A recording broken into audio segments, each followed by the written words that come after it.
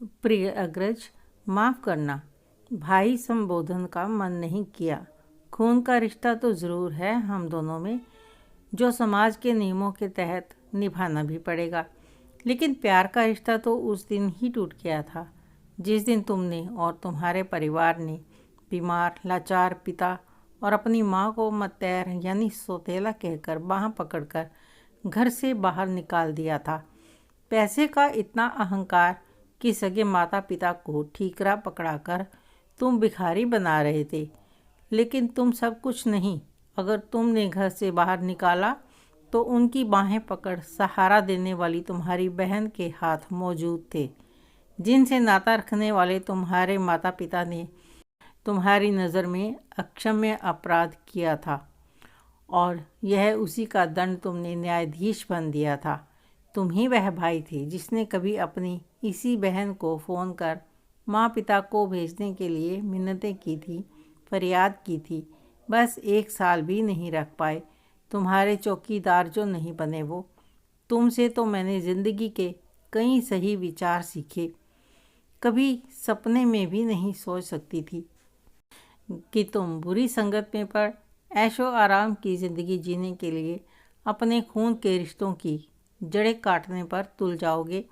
एक ही शहर में 2 कदम की दूरी पर रहने वाले तुम आज पत्र लिखकर अपने मन की शांति के लिए मेरे घर आना चाहते हो। क्यों? क्या अब तुम्हारे परिवार को ऐतराज़ नहीं होगा? अब समझ आया ना? पैसा नहीं, रिश्ते, अपनापन व प्यार अहम होते हैं। क्या पैसा अब तुम्हें मन की शांति नहीं दे सकता? अब खरीद लो माँ बाप, क्योंकि अपनों को तो तुमने सौतेला बना दिया था।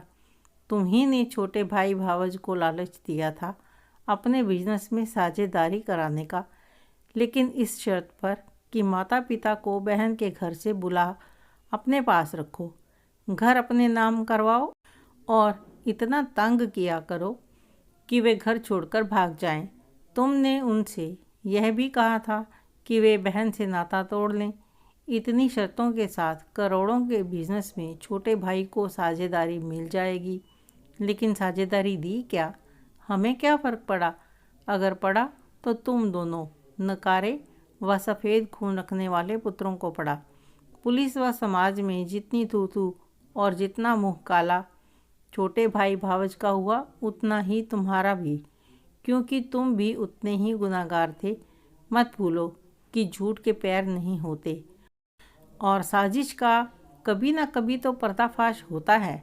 ठीक है, तुम कहते हो कि इतना सब होने के बाद भी माँ पिताजी ने तुम्हें व छोटे को माफ़ कर दिया था, सो अब हम भी कर दें, यह चाहते हो?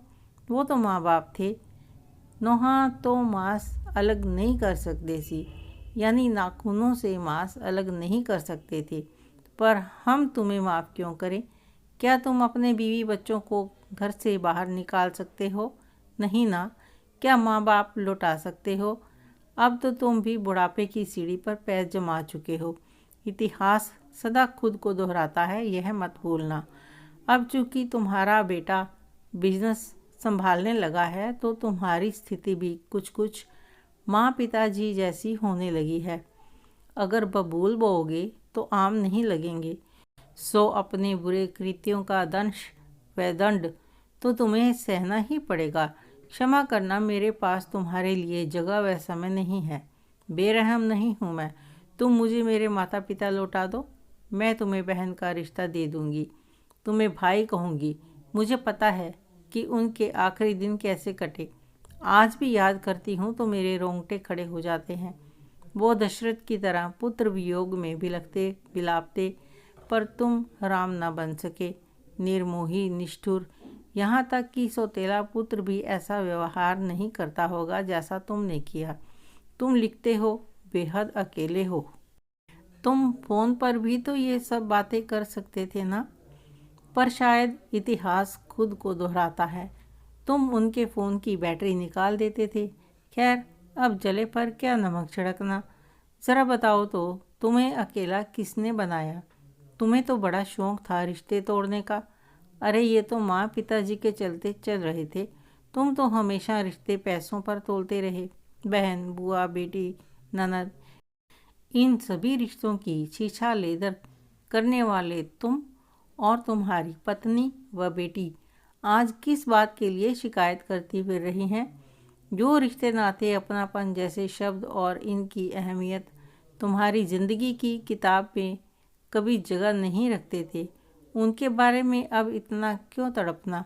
अब इन रिश्तों को जोड़ तो नहीं सकते, उसके लिए अब नए समीकरण बनाने होंगे और नई किताब लिखनी होगी। क्या कर पाओगे ये सब?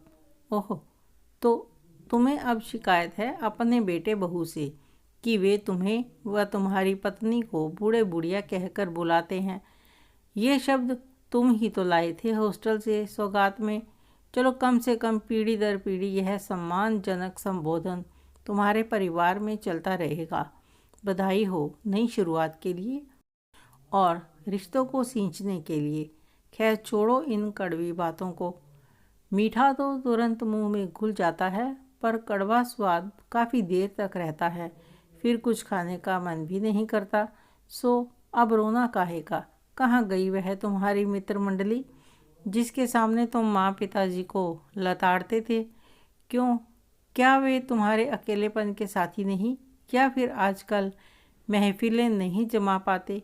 बेटे को पसंद नहीं होगा यह सब। खैर, छोड़ो वह राखी वाखी, टीके वीके की दुहाई देना, वास्ता देना, सब लेन देन बराबर था। शुक्र है कुछ बकाया नहीं रहा, वरना उसका भी हिसाब किताब मांग बैठते तुम। अपने रिश्ते तो कच्चे धागे से जुड़े थे, जो कच्चे ही रह गए। खुद गर्जी व लालच ही नहीं, बल्कि तुम्हारे अहंकार व दंभ ने सारे परिवार को तहस नहस कर डाला।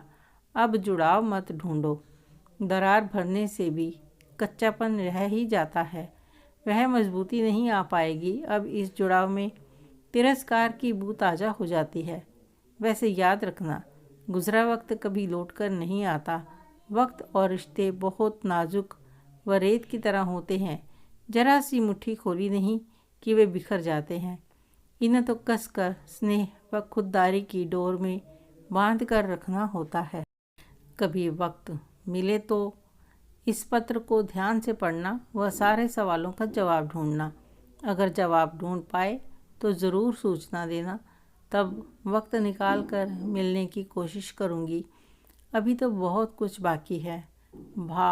ना, भाई नहीं कहूँगी, मुझ बहन के घर में तो नहीं, पर हमारे द्वारा संचालित वृद्धाश्रम के दरवाजे तुम्हारे जैसे ठोकर खाए लोगों के लिए सदैव खुले हैं।